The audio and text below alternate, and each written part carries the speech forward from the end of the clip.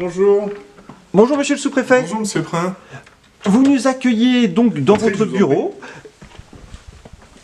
Alors ici, c'est un peu votre QG, hein? Ah oui, c'est mon QG, c'est effectivement là que je fais l'essentiel de mes réunions. C'est la sous-préfecture et le bureau du sous-préfet. Vous recevez qui ici concrètement? Beaucoup de monde. Beaucoup de monde, ça peut être des élus, des entreprises, des administrations aussi, beaucoup d'administrations, parce qu'il est important qu'on puisse échanger entre collègues pour connaître les dossiers du territoire et pour accompagner et soutenir les dossiers qui sont portés.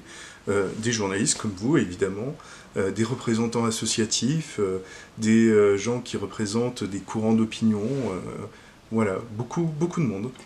Alors votre bureau, de quelle manière est-il disposé? Qu'est-ce qu'on y trouve concrètement? Bon, alors, je vous propose la visite guidée. On va peut-être se tourner par là d'abord, si ça vous embête pas.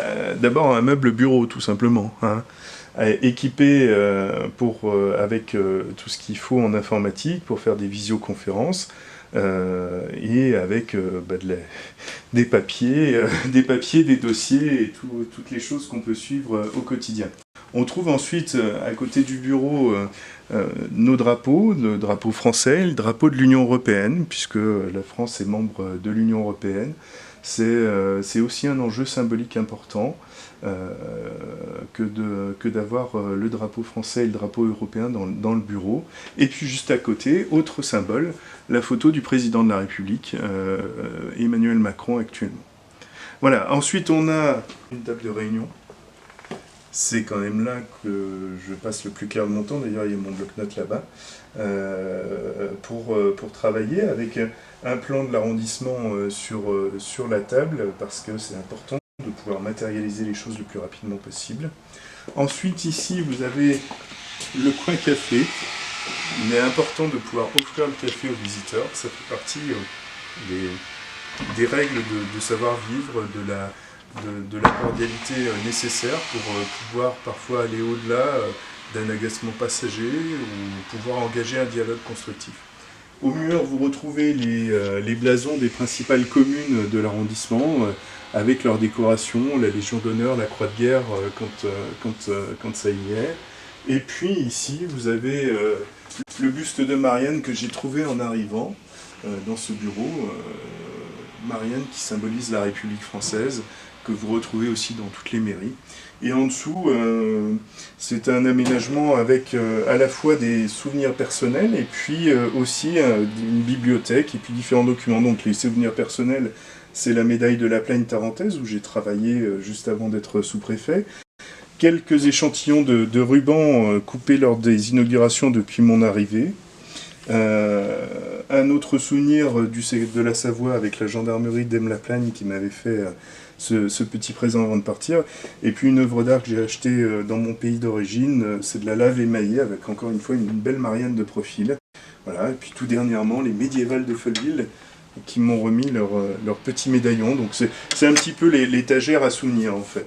En dessous, vous avez une bibliothèque avec à la fois de la documentation, voilà, et puis tout dernièrement, les médiévales de Folleville qui m'ont remis leur petit médaillon. Donc c'est un petit peu l'étagère à souvenirs en fait. En dessous, vous avez une bibliothèque avec à la fois de la documentation, je dirais, très sérieuse. Là, par exemple, j'ai des rapports du Conseil économique, social et environnemental régional là, sur les reconversions et transitions professionnelles.